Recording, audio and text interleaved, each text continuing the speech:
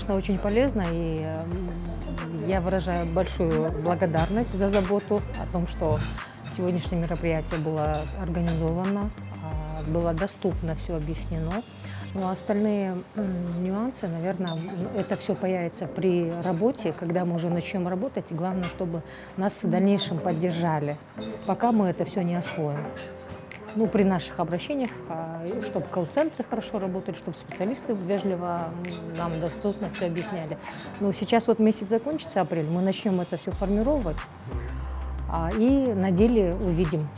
Надеюсь, что будет все хорошо. На сегодня, на те вопросы, которые мы хотели получить ответы получили. Тем более в эпоху глобализации, да, как говорится, это все нам принесет большую пользу и сэкономит большую часть нашего рабочего времени. А вот сегодняшняя информация мне очень понравилась, потому что мне так кажется, если вот, например, вот эти все отчеты, они объединили, и кажется, это наоборот лучше.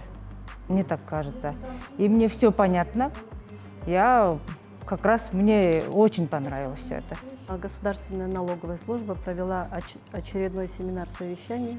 На сегодняшний день это для бюджетных организаций, для всех министерств, ведомств, агентств, департаментов, которые сдают отчетность, сдавали отчетность в формате 134 по подоходному налогу, сдавали расчетную ведомость, сдавали форму отчетов STI 1758 и статистический отчет 1Т.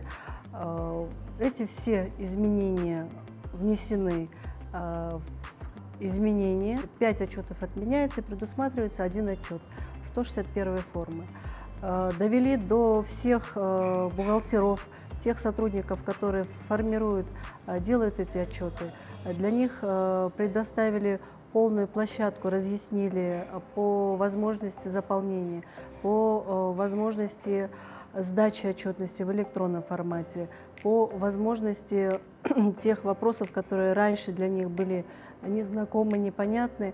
Было очень много вопросов, на которые по возможности мы постарались ответить. Кроме того, это будет работа продолжаться, вестись.